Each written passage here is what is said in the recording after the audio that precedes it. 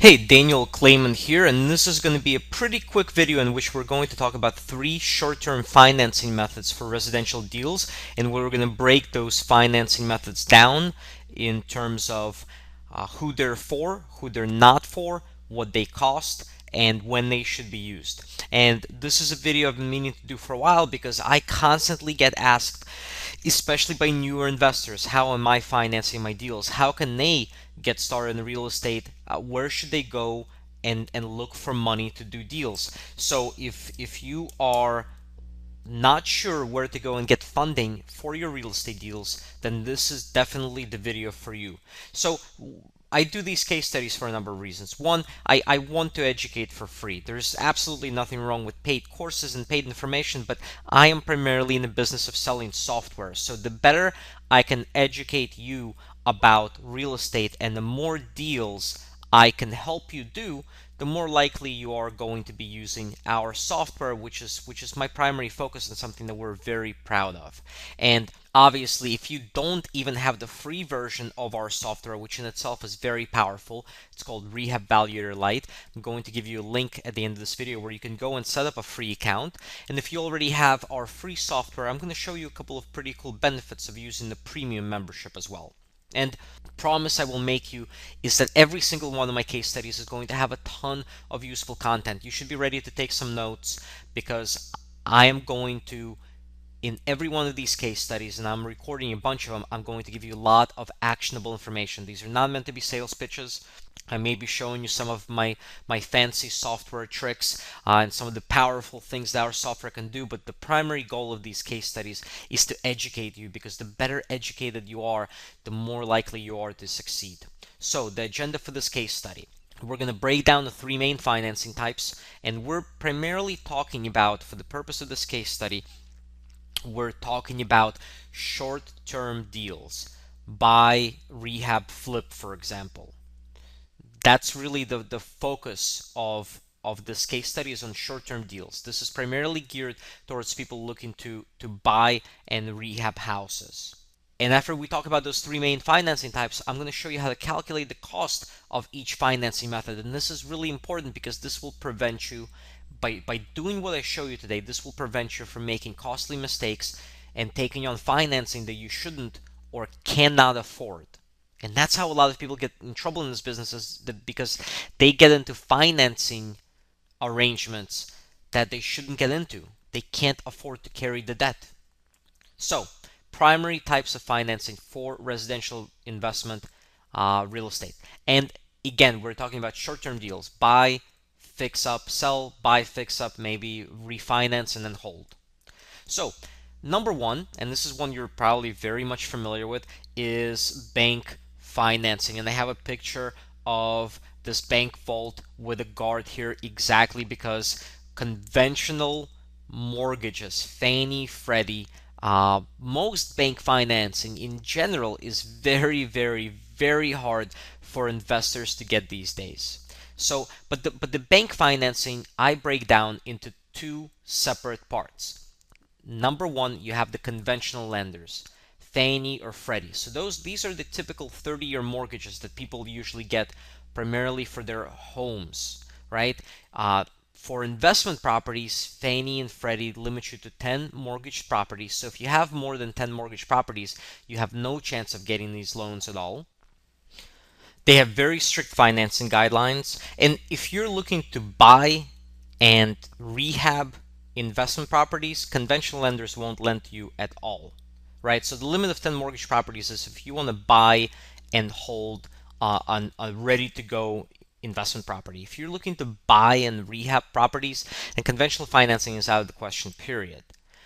But just for the record, right, even if you were to be able to get conventional financing, it's an ungodly amount of paperwork. You need to have great credit. You must have 20 to 30% down, do a background check, drug test. You've got to sign over your firstborn child, pledge allegiance to the devil. You get the idea. It's very hard to qualify these days, especially for investors, and it is so painful to deal with conventional underwriters that I stopped 5 years ago and have never looked back. And again, if you're looking to buy properties in need of rehab, investment properties, then conventional financing is out of the question, period. So don't go to your Wells Fargo or Chase or anybody else looking for loans. They will not lend to you. But within bank financing, there is a second category of lenders who actually are easier and more pleasant to deal with. They're called portfolio lenders. These are your local community banks and credit unions. These are lenders, these are basically small banks in your hometown. They are mandated to lend within their region. They're much friendlier towards investors. They have construction loans for investors. Typically, these banks are considered commercial banks, and you can get credit lines from them. You can get construction loans. You can refinance your investment properties into medium term financing. I do a lot of business with such banks within my hometown because there the underwriting process is much simpler. Now, there are less restrictions. The whole idea is these are called portfolio lenders because they keep these loans in-house. Instead of selling the loans to the secondary market and having to have these loans be within the restrictions of Fannie and Freddie, these banks, they issue you a loan and then they actually keep that loan on their books. And because they're keeping that loan on their books, they can create their own lending criteria. So there are far less restrictions. They're friendlier towards investors. They understand the business much better. You've got much less bureaucracy to deal with there. Usually, if your loan is under a certain amount, you're dealing with a loan officer who sometimes can just make credit underwriting decisions himself on your loans. The whole process is just much simpler. But you still must qualify based on income, credit, global cash flow, and have a good balance sheet.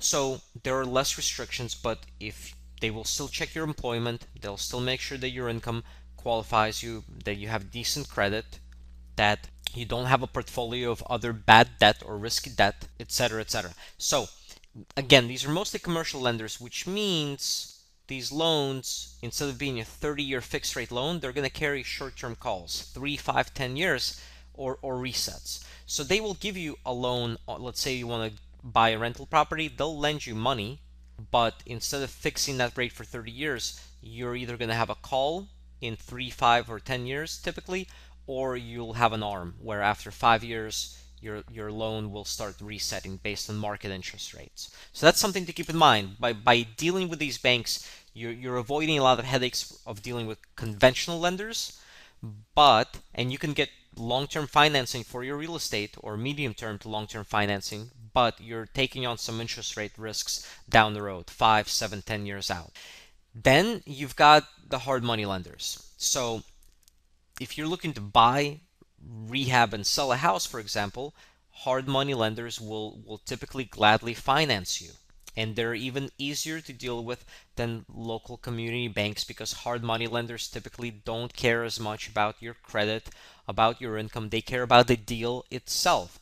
They're asset-based lenders. That's what's called an asset-based lender. But hard money is very expensive and it's only short-term money. Typically, you can only borrow money for 12 months or less, and if you carry that loan longer than 12 months, there are usually severe penalties. And when I say money is expensive, you're typically paying 4 to 8 points up front. 4 points means percent of the total loan. So hard money lenders are in the business of turning their money and turning loans over quickly. So they want to make you a loan and get that money back as soon as possible. So they're charging you 4, 5, 6 points or percent of your loan up front, no matter how long your loan takes. Sometimes with certain hard money lenders, you can pay those points on the back end, which means instead of giving them money up front, they're going to say, when you pay us back the loan, we're going to tack on this 4, 6, 8 points on the final amount that you owe us to pay us back. And then on top of that, you're going to have a pretty high interest rate. 12 to 16% typically is what that interest rate runs. Again, expensive money, and you have to have an assured exit strategy and a very solid deal before taking on hard money. That's really the best advice I can give you. If you can't get out of that loan in the time agreed, your interest rate is going to jump up even higher because there's going to be a penalty, or the lender will foreclose on you. So it's very easy to get in trouble if you don't know what you're doing when dealing with hard money lenders. And then the third type of short-term financing for investors is private money lenders. Now, private money lenders are basically you're borrowing money from individuals, from other people just like you. And I have a picture of a guy mowing his lawn because that could be your private lender. That could be your neighbor. That could be the guy mowing his lawn on a Sunday afternoon, and he's got some idle cash sitting around. And he has a full-time job. He doesn't know how to invest in real estate, but he's not happy with the returns that he's getting in the stock market. And you have a few conversations with him. As it turns out, he wants to put his money into real estate, but he doesn't know how, or he doesn't have the time for it. And maybe he partners up with you and lends you money on your next deal, right? So these are regular individuals. These are friends that you meet through networking, charities, church, synagogue, from work, your dentist, your accountant. These are not professional lenders. Hard money lenders are professional lenders. If you Google hard money lenders Denver, hard money lenders Austin, you're going to see a ton of listings on Google pop up because these are professional lenders who advertise themselves. You will never see true private money lenders advertise themselves online. You have to build those relationships. You have to find those lenders. So again, private money is when you borrow money from other individuals. There are fewer regulations. Documentation requirements are really up to the lender, usually little. And the terms, the best thing about private lending is the terms can be completely flexible. If you're looking to borrow 100% of your purchase plus cost of renovations, it's impossible to do it with the community banks. It's very hard these days to do it with hard money lenders, but with private lenders, you could structure a deal that way. So, for example, and I'm going to show you how to calculate the cost of each one of these scenarios. Let's say you want to buy, fix up, and flip a house, and let's assume these numbers. You're going to purchase the property for $100,000. It's going to cost you $40,000. You're projecting is going to be your rehab budget. You project it's going to take you 3 months to renovate and then another 3 months to put the house on the market and sell it. So your first option is going to be a local community bank or credit union, and you can go there and get a construction loan, a short-term construction loan, assuming you can qualify based on your income, credit, and assets. Or find a credit partner to partner up with you in a deal and go on the mortgage if you can't qualify yourself. Local community banks will typically charge you between 1 and 2 points up front, 1 and 2% of the loan amount. And then these days, interest rates will range between 4 and 6%. They're typically about 1 point over what conventional lenders charge. And your loan will be 6 to 12 months. It'll be interest only. And then if you're rehabbing and flipping, you're going to pay the property off. You're going to sell the house and you're going to pay your lender off. If you're rehabbing and then you want to hold the property as a rental, then a lot of these local banks will give you what's called a mini perm, which is basically interest only loan while you're renovating, and then once you get a lease in place, the loan will convert to a 20-year amortizing loan and it'll typically have a 3, 5, or a 10-year call. So let me show you a quick way to calculate your cost of money so that you can see exactly what this financing method will cost you. Okay, so in the Rehab Valuator software, this is going to be your typical input screen for a deal. And if you don't have the free version of the software, I'm going to give you a link at the end of this video where you can go and set up your account and you'll be able to do everything I'm about to show you. So you're going to see your assumption panel, which is going to have purchase assumptions, rehab budget, and then short-term financing assumptions. And next to each section, there's a video tutorial that pops out that walks you through every step of the way. And you can also click these little question marks. So let's go through this really quick. Our purchase price is $100,000 for this deal. We're going to enter some lump sum closing costs. Now you can enter detailed closing costs as well if you want, but for now we'll just enter lump sum closing and holding costs. And then our rehab budget, again with the premium version, you can enter a detailed budget like this. But with the light version, you can just enter a lump sum budget here. It's going to take us 3 months to renovate. And then under the financing, you're going to select, instead of all cash, financing. So our typical community banks and credit unions will usually finance no more than 80 or 85% of the total cost of the project. So here under drop down, you will select cost from this drop down box. So they will finance usually 80 to 85% of acquisition plus renovation. So we'll assume 80. We'll assume one origination point and then another 1 point for closing costs. So again, a point is 1% of the total loan amount. That's what the bank is going to charge you as their fee, right? And then some additional closing costs for the loan to close. Points and closing costs with local banks, they're usually paid up front. And we're going to assume a 4.5% interest rate. Here, this gives you the option whether you have to make interest payments during the loan or they accrue for the end of the loan. And so look, over here, we're going to select 3 months to sell. We're assuming a $200,000 value after the property is renovated. And so you can immediately see what your projected profit will be, what your total loan amount will be, how much cash you'll have to come up with, and whether you have the free version or the premium. You can click on View Reports and generate this project summary. And immediately you're going to see exactly how this deal is going to work.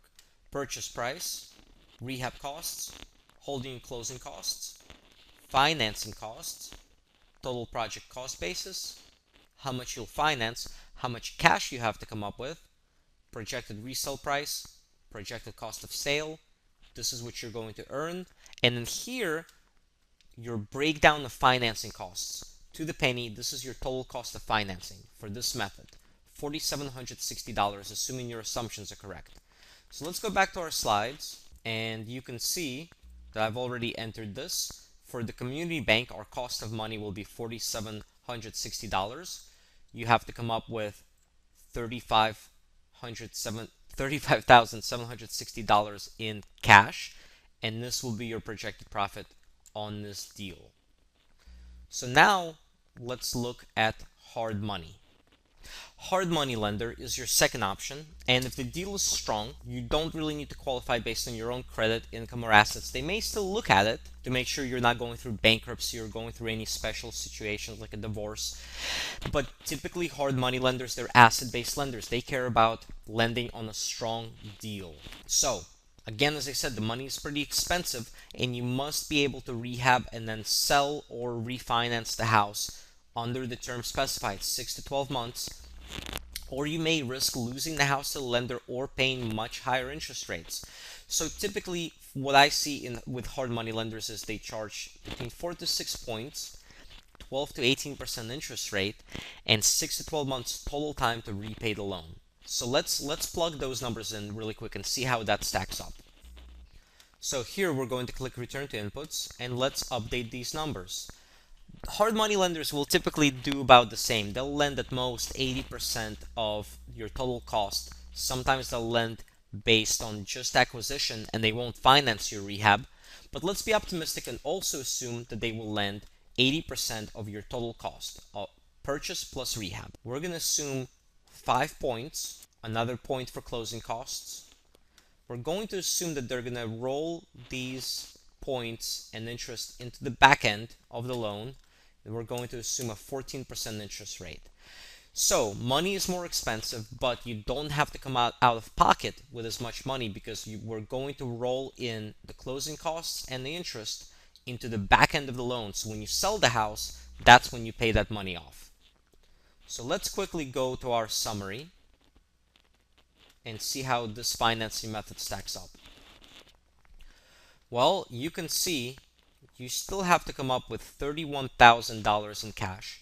Your cost of financing just went up significantly, and your projected flip profit went down. So let's enter those numbers really quick. So our cost of money now is $14,792. Cash invested into the deal is $31,000, and our projected flip profit is, you can see here, $28,207. So you can see how much more expensive hard money would be on the same identical deal. Your cost of money just went up by $10,000 and your projected profit went down by $10,000. and you have to come up with just a little bit less cash. So let's talk about private money next. So this is your third option. Get a private money loan. A private money loan is simply a loan made by one individual to another, usually backed by real estate. The terms between you and your private lender are completely up to you. The typical private money transaction, you, the borrower, receive a loan for X amount of dollars from private lender in exchange for a monthly interest rate payment based on X% interest, a deed of trust or a mortgage on the property, depending on your state, and then a promissory note for the amount of the loan, promising to repay the loan after agreed term. And the terms are completely up to you. Whatever interest rate, number of points you can negotiate. Normally, I would recommend don't pay any points at all. If you're a good and you have a good relationship, you should be able to get 100% of your deal financed at a fairly low interest rate with private money lenders. So let's look at a typical case study of a private money scenario for this same deal. So again, if we click return to inputs, in an ideal private money scenario, your lender is financing 100% of your deal. Again, it depends on your negotiation skills. It depends on what kind of rapport and credibility you've built with your lender and how much they trust you. But the goal with private money should be 100% financing, zero origination points, no real closing costs to speak of, and then a reasonable interest rate like 8%. And I typically like to actually make interest rates during my loan. So let's go back to our summary and see what a massive difference this makes. So I've made a couple of key assumptions here again. I've made the assumption that even though we're getting 100% financing, we're going to come out of pocket with some closing and holding costs for this deal. The software lets you roll in those costs into the loan as well. So let's go ahead and assume that. And now take a look at these numbers. My cost of financing just went down to $56.97.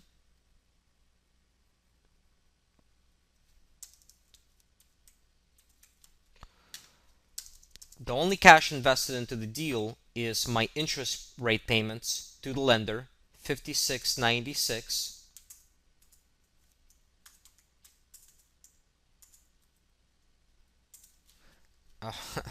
And my projected profit all of a sudden is 37,303. So how do these numbers stack up? Well, you can see the total results here, right? But let's analyze this in a little bit more detail, right? Community bank, your cost of money is going to be the lowest because you're paying a low interest rate, but you're going to come up with high dollar out of pocket because banks are conservative. Now, in absolute dollar amount, out of these three options, you're going to have the highest potential profit. But it's not going to be your best return on investment because your return on investment is so high, right? You would take basically $38,000 and divide it by 35,000. So you're still making a very good return on your money, but because you've put so much money, so much cash into the deal, your ROI goes down. Hard money, as I said, very expensive. This is going to be by far your highest cost of money. You still have to come up with a lot of money out of pocket, and this will give you your lowest projected profit. And with private money, here's what happens. You're going to end up paying a higher interest rate, so 8%. So your overall cost of money is a little bit higher than with a community bank, but you're only putting $5,700 cash into the deal, and you could probably negotiate with a private lender to defer the interest payments till the end of the loan. So your projected profit, even though in absolute dollar terms it's less, a little bit less than community bank, it's by far your highest return on investment because you've only invested $5,700 cash into the deal, and on that $5,700 in cash, you've earned $37,000. So private money here is by far your best option. It's the highest, far and away, your highest return on investment is the private money option. And play around with the software. You can plug in all sorts of scenarios and play around with the software to determine which option is going to work best based on the scenarios that are given to you by the different lenders you're dealing with. So In the next video, I'm going to show you how to structure your private money deals and get lenders to chase you. This is going to be a phenomenal video. If you watch just one of my videos, this is going to be the video to watch. And I'm going to show a lot of good numerical examples and case studies. And here's what I want you to do next. Please click, if you feel this information is going to be helpful for your friends and colleagues, please click share and share this video on social media with your friends. Leave me your comments, questions, thoughts below. I always love hearing from you. And if you have any suggestions on what to record additional case studies on, let me know. I'd love to record more of these. If you don't have the free version of the software, everything I just showed you can do with the free software. So if you don't have that software, go to rehabvaluator.com and set up your free account. And of course, if you're already an account holder, you can upgrade to Rehab Valuator Premium. And one of the things that you can do with the premium software is create really good, persuasive deal funding proposals for your hard money and private money lenders and even banks. And I'm going to demonstrate that in the next video. All right, that's it. Thank you very much for watching.